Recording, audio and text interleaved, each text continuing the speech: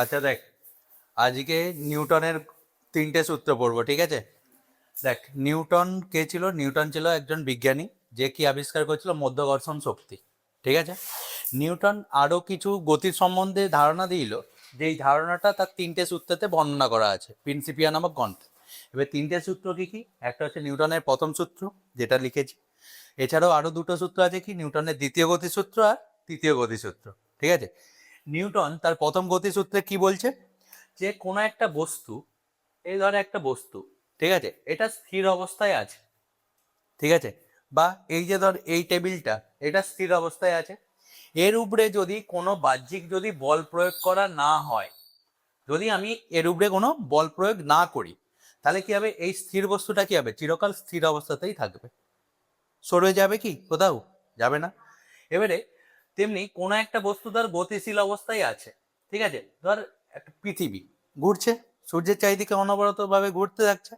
এবারে পৃথিবীর উপরে যদি বাইরে থেকে যদি কোনো বল প্রযুক্ত না হয়, তাহলে পৃথিবীটা কি থেমে যাবে? থামবেন।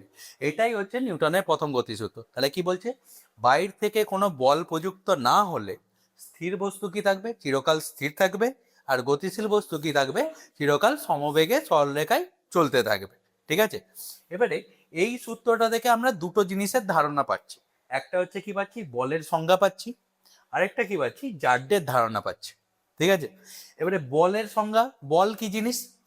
যে কারণের জন্য, যে কারণে একটা স্থির বস্তু তার স্থির অবস্থার পরিবর্তন করে, অথবা একটা গতিশীল বস্তু তার গতীয় অবস্থার পরিবর্তন করে, অথবা কোনো একটা বস্তু তার আকারের পরিবর্তন করে, ঠিক আছে? ধর তোর মুখে কেউ একটা ঘুষি মারলো, তোর মুখের থোবড়া বদলে যাবে, তাই তো? তাহলে তোর মুখের আকার পরিবর্তন হলো কিসের জন্য? কারোর বল প্রয়োগের জন্য। তাহলে আকারের পরিবর্তন হচ্ছে। আবার এই যে স্থির বস্তুটা, এই যে ধর এই চেয়ারটা আছে, চেয়ারটাকে আমি হাতে করে ঠেলছি, তাহলে কি হলো? এ গতিশীল হলো, তাহলে এর স্থির অবস্থার পরিবর্তন হলো। আবার ধর কেউ সাইকেল নিয়ে যাচ্ছে, ঠিক আছে, সে গতিশীল আছে, তার পেছনে আমি একটা বল প্রয়োগ করে দিলাম, তাহলে কি হলো? তার বেগ বেড়ে গেল তো, তাহলে তারও গতিশীল অবস্থার পরিবর্তন হচ্ছে। ওই ওই কারণটাকেই বলা হচ্ছে বল। বোঝা গেল কি জিনিস?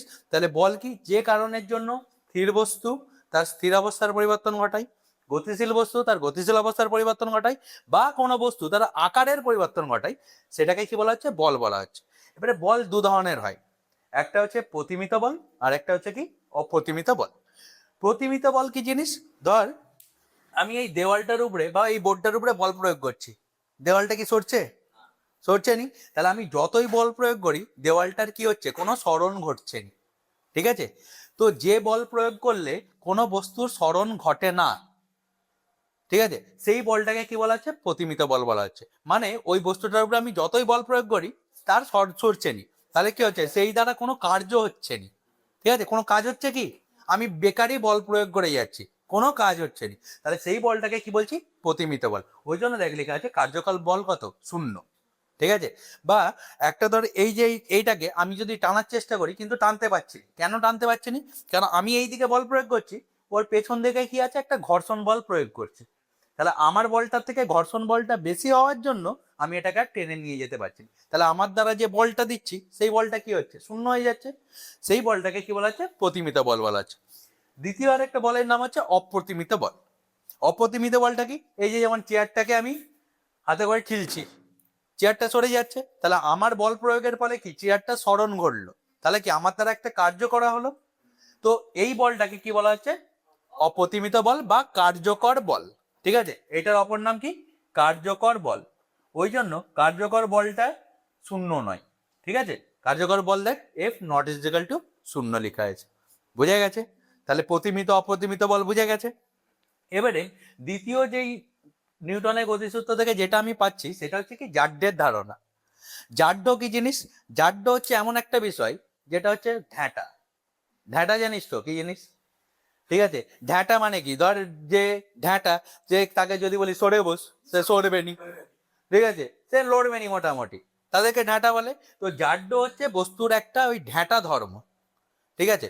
মানে ধর যে বসে আছে চুপচাপ স্থির অবস্থায় আছে, সে স্থির অবস্থাতেই চিরকাল থাকতে চাইবে, সে কখনোই গতিশীল হবে না।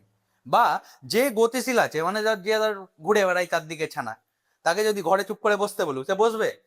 জীবনে বসবে নি। তাহলে সে কি ঘুরেই বেড়াবে? তার ওটা ধর্ম, ঠিক আছে? তো জাড্য হচ্ছে ওই জিনিস, ওই জন্য জাড্যকে দেখ দুই ভাগে ভাগ করা হয়েছে, যে স্থিতিজাড্য আর গতিজাড্য। স্থিতিজাড্যটা কি, স্থিরভাবে বসে থাকার ব্যাপারটা, আর গতিজাড্য মানে কি, গতিশীল থাকার প্রবণতা। স্থিতিজাড্য তাহলে কি বলছে, কোনো বস্তুর যে চিরকাল স্থির থাকার যে প্রবণতা, সেটাকে কি বলা হচ্ছে, স্থিতিজাড্য। আর গতিজাড্য কি, কোনো গতিশীল বস্তুর চিরকাল গতিশীল থাকার যে প্রবণতা, সেটাকে কি বলা হচ্ছে, গতিজাড্য বলা হচ্ছে। এবারে এর সম্পর্কিত দুটো উদাহরণ খুব ফেমাস। একটা হচ্ছে, ধর তুই বাসেতে উঠলি, ঠিক আছে, উঠে দাঁড়িয়ে আছো, সিট পাওনো, বাস হঠাৎ করে চলতে শুরু করলো, তুই কোন দিকে যাবি, সামনের দিকে ঝুঁকবি না পেছন দিকে ঝুঁকবি? হ্যাঁ, পেছন দিকে ঝুঁকবি, তাই তো? পেছন দিকে যখন ঠেলা হয়ে চলে যাবি, কেন পেছন দিকে আমি ঠেলা হয়ে গেল? কি স্থির থাকছেন? দেখ, এইটা ধরে এলে বাস, ঠিক আছে, বাসের মধ্যে এখানে তুই দাঁড়িয়ে আছু, এই হচ্ছে মাথা, এই হচ্ছে পা, হ্যাঁ হাত এখানে আছে লেবার দে, ঠিক আছে, এই হচ্ছে বাস। বাসটা যখন স্থির ছিল, তুইও তখন স্থির ছিলি। এবারে বাসটা কি হচ্ছে, চলতে আরম্ভ করেছে, এইদিকে গতিশীল হতে আরম্ভ করেছে। তাহলে তোর পাটা তো বাসের সঙ্গে লেগে আছে, তাহলে পাটাও কি হচ্ছে, আমার গতিশীল হয়ে গেছে। কিন্তু তখন আমার মাথাটা গতিশীল হতে পারেনি, তাহলে মাথাটা কি এই জায়গাতে রয়ে গেছে, কিন্তু পাটা কোন জায়গায় চলে এসছে, এগিয়ে চলে এসছে। সেই জন্য কি হচ্ছে, মাথাটা তার স্থিতিজাড্য ধর্মের জন্য সে কি হচ্ছে, পেছন দিকেই রয়ে গেছে, ওই জন্য আমরা পেছন দিকে হেলে যাই। বোঝা গেছে জিনিসটা কি বললাম? তেমনি যখন বাস আবার দেখবি থামে, তখন আমরা কোন দিকে ঝুঁকে যাই, সামনের দিকে। কারণ কি, বাস যখন থেমে গেছে, তখন পাওয়া থেমে গেছে আমার, কিন্তু মাথা কি বলছে, আমি তো গতিশীল আছি বাবু, আমি সামনের দিকে যাব, ওই জন্য মাথাটা কি হচ্ছে, সামনের দিকে ঝুঁকে যাচ্ছে। তাহলে এইটা হচ্ছে গতিজাড্যের উদাহরণ। বুঝা গেছে? যেমন দেখবি এই যে পাখা, পাখা তো ঘুরছে, পাখাকে চালিয়ে দিলে ঘুরছে, এবারে পাখাটাতেই বন্ধ করে দিই, পাখাটা ঘুরতেই থাকবে, তাই তো? হিসাব মতো তো গতিজাড্য অনুযায়ী সেইটা হওয়ার কথা, যে পাখাটা অনবরত কাল ধরে ঘুরতেই থাকবে, তাহলে আমাদের কারেন্ট বিল বেঁচে যেত ভাই। কিন্তু পাখাটা থেমে যায় কেন বল? না, পাখাটা থেমে যায় একটা কারণের জন্যই, আমাদের কি আছে, বাতাস আছে, বাতাসেতে কি হচ্ছে, পাখাটা কি হচ্ছে, বাধা প্রাপ্ত হচ্ছে, মানে ওখানেও একটা বাধা বল কাজ করছে, মানে পাখাটার গতির বিরুদ্ধে, যে কারণের জন্য পাখাটা থেমে যাচ্ছে। যদি ওই বাধা বলটা না থাকতো, তাহলে কি হতো, পাখা অনবরত কাল ধরে ঘুরতেই থাকতো। যেমন করে পৃথিবী ঘুরছে, কারণ পৃথিবী কেন ঘুরছে, কারণ পৃথিবী মহাশূন্যে আছে, সেখানে কোনো বাধা বল নেই, সেই জন্য পৃথিবীকে ভগবান একবার ঘুরিয়ে দিয়েছে, ও অনবরত কাল ধরে চলতেই থাকছে। ঠিক আছে, ওকে যদি কেউ এসে যদি থামাতো, তাহলে ও থামতো। বুঝে গেছে? এই হচ্ছে আমার গতিজাড্য।